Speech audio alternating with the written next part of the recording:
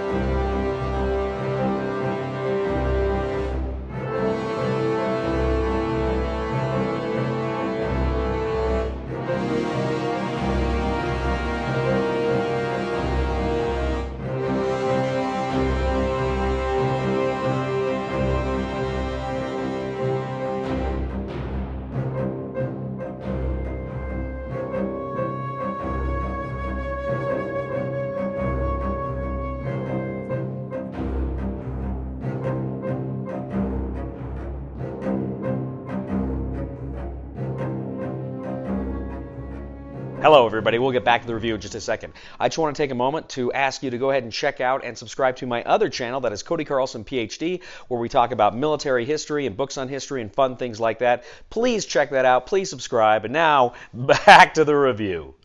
In my father's work from Renegade Game Studios, 2 to 4 players take on the roles of mad scientists who come from families of mad scientists who are all determined to carry on their father's work. The game board is a puzzle piece that kind of snaps together. You have at the bottom kind of an insanity track that's going to have some information on it, and at the top you're going to have kind of this creepiness track. More on that later.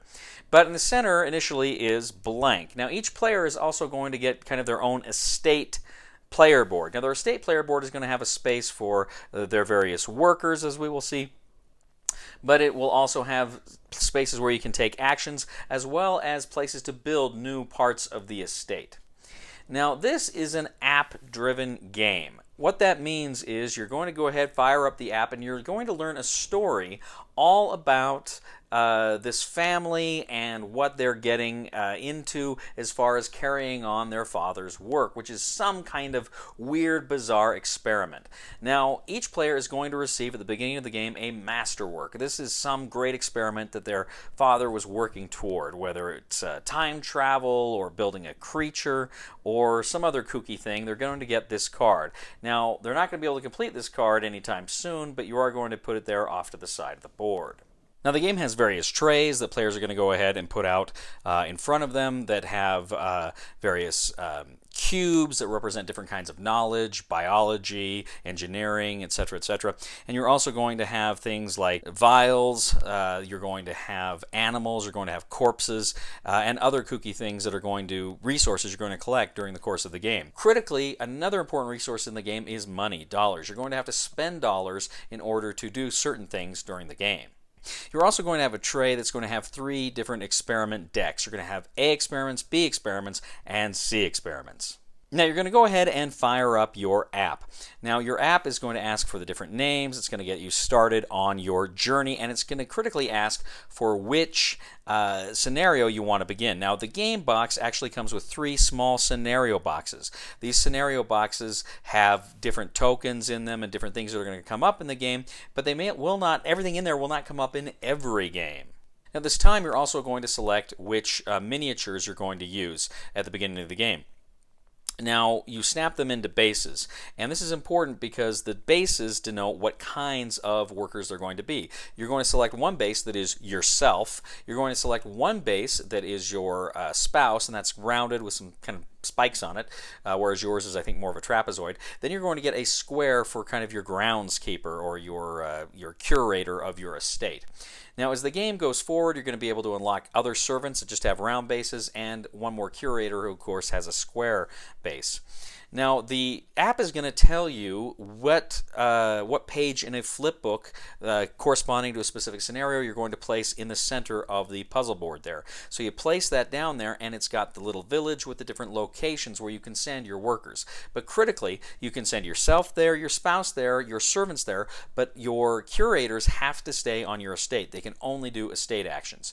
Your servants can do estate actions, but they risk being sent to the lost. That's a special part of the board where you're going to have to pay to get them back. Now, the game takes place over 3 generations, so essentially you are 3 generations of this family. Each generation is going to have 3 rounds. These rounds represent your early life, your middle life, and toward the end of your life.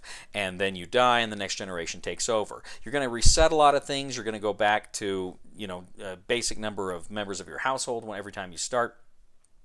But that's basically how it's going to play out. Now, what you're going to do is at the beginning of every generation, you're going to draw experiment cards. You're going to draw 3 experiment cards, 1 from each deck, and you're going to have opportunities to draw more experiment cards. But what you're attempting to do is get the necessary ingredients and resources to complete an experiment. Now, in order to complete a B experiment, you have to do an A experiment. In order to do a C experiment, you might have to do an A and 2 B experiments. And to do your masterwork, you may have to do, up to 3 C experiments. So there's prerequisites there in experiments that you have to do in order to do these more powerful experiments, and each experiment that you complete gives you rewards. It's going to give you other tokens. Now, critically, those experiments are also going to give you victory points. Now, as I say, you're going to have different tracks. At the bottom, you're going to have an insanity track. Sometimes certain game effects or certain experiments will cause you to go a little bit more insane. Now, as you're moving along the insanity track, you may be forced to take compulsion cards. Now, these compulsion cards are generally easy ways to score a few more points here and there. But for every 2 compulsion cards that you haven't completed at the end of every round, you're going to get a maladjustment card. These maladjustment cards are bad. They're going to be things that are going to affect you, maybe short-term or long-term, that will hinder you in your quest to build your masterwork. Now, in order to complete the experiments, you actually have to send either yourself or one of your curators or servants, if you want to risk them, to the part of your estate which is the complete experiments spot. So you have to be able to actually go there in order to complete an experiment. You can also go to the estate affairs where you can kind of go through cards, or you can gain $1. Now, there's also the record knowledge area on your board. If you go to the record knowledge, essentially you have a journal with 4 tracks of the different kinds of knowledge. You can go ahead and advance your marker there. They kind of stand up in the little areas, or you can lay them down. But when they go to the next level, then that gives you a discount on that particular type of knowledge for future experiments. So you get like this permanent discount in knowledge. But there may also be drawbacks to having recorded knowledge as the game progresses. Now, also, too, you can build, as I say, there's usually a spot on the board where you can go to build more areas for your estate that may give you advantages, may give you other fun things you can do. But once you get to the end of a recorded knowledge track, you can take a vanity estate tile and place that on your board. Now, you do have to pay a certain amount in order to place it there after the first few, but you go ahead, if you can pay for it, you can place it there, and that will give you some very special advantages as the game progresses. Now, from generation to generation, you can store a completed experiment that can kind of help you going into the next level to give you kind of, again, a discount and advantage going forward. Now, you also have a creepiness track at the top of the game board.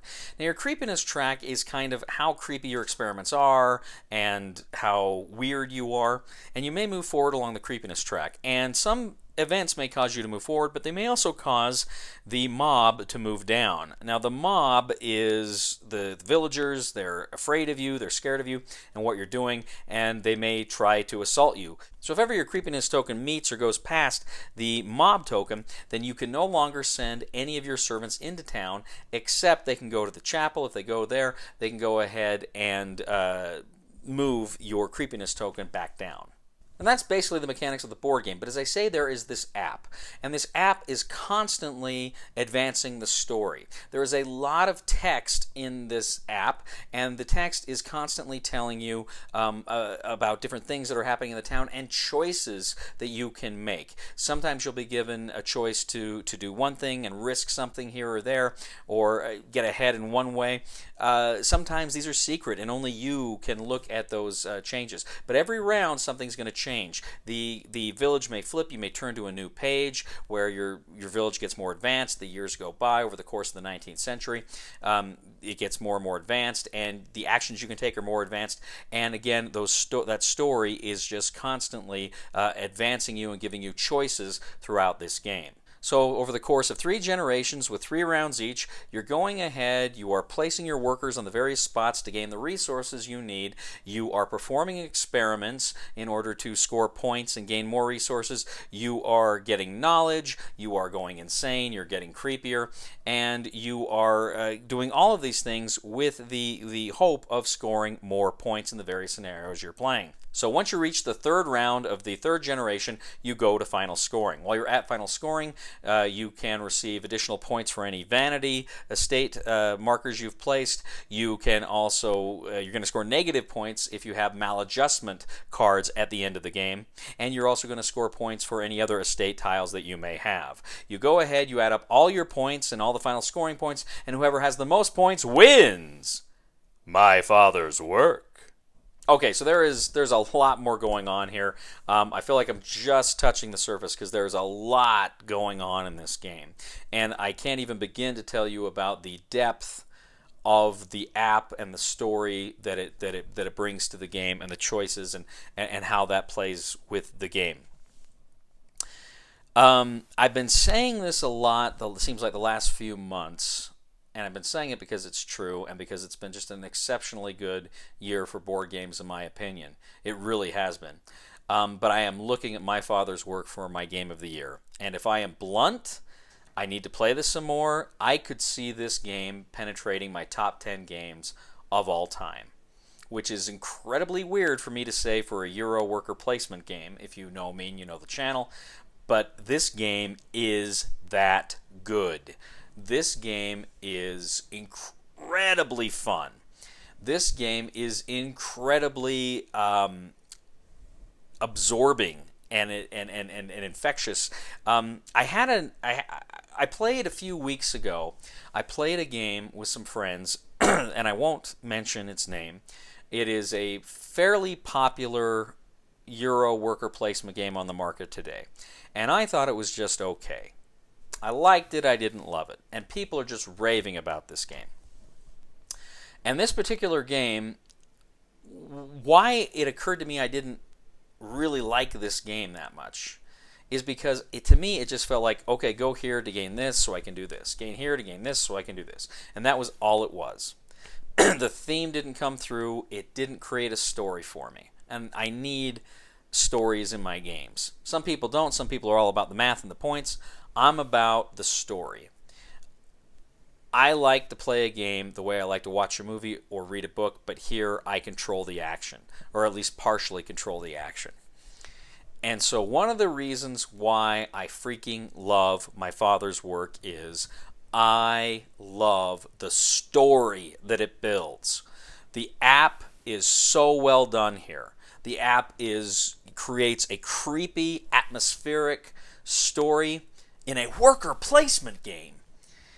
And it's so well done. Now, like Dune Imperium, I think, does a story because you have the combat, and to me there's a little bit more going on in Dune Imperium with the cards and stuff.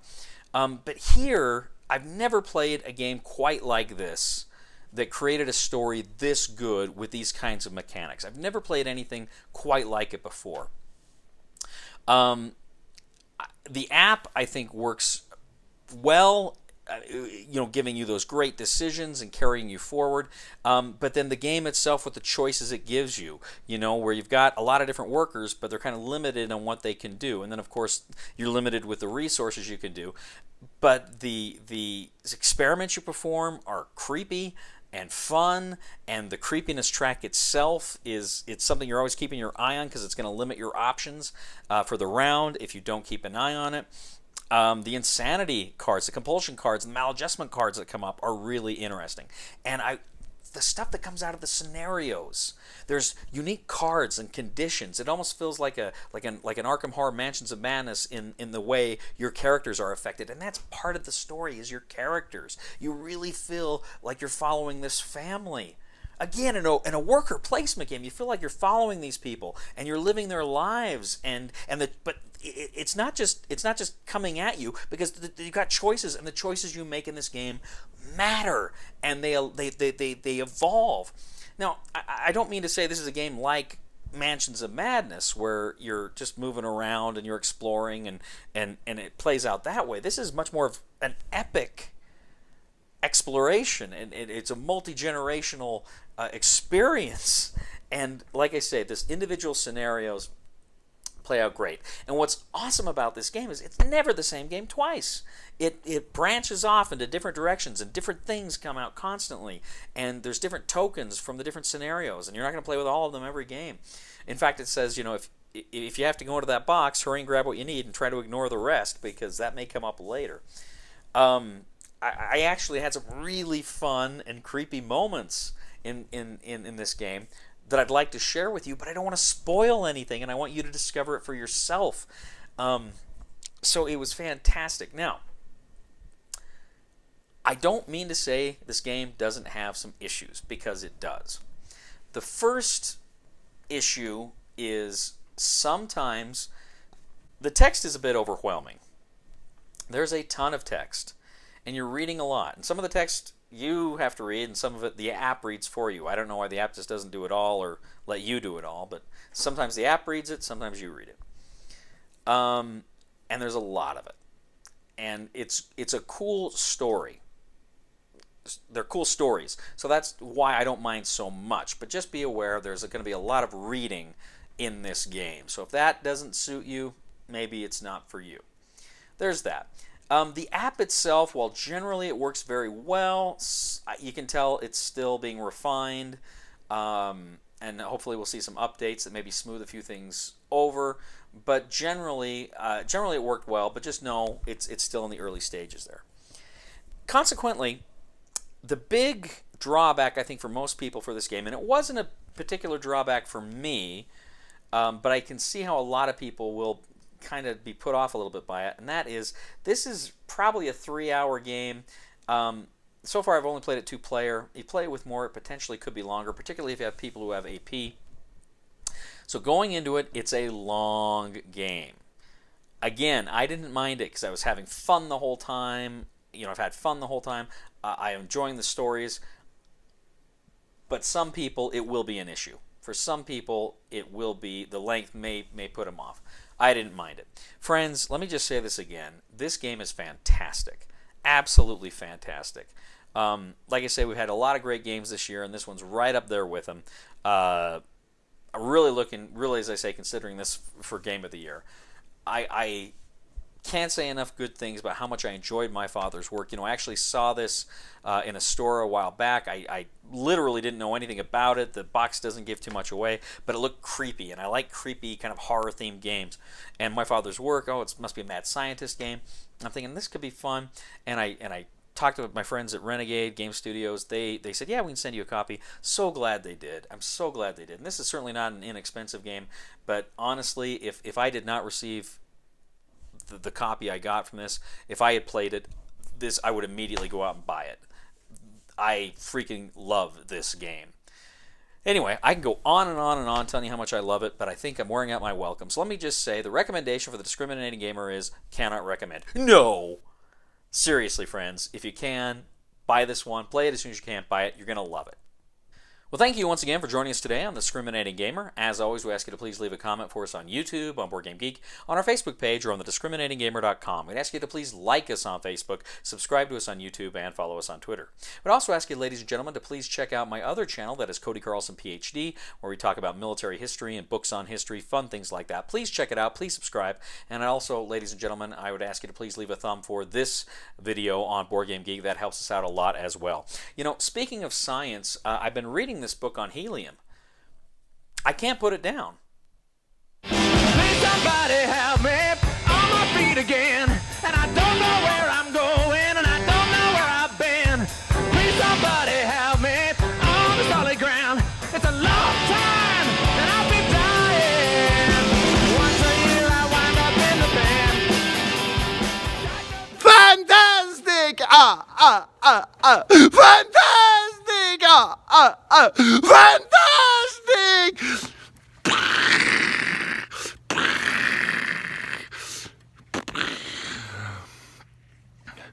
Sorry, I don't have very good special effects. You have to use the light switch. Cut.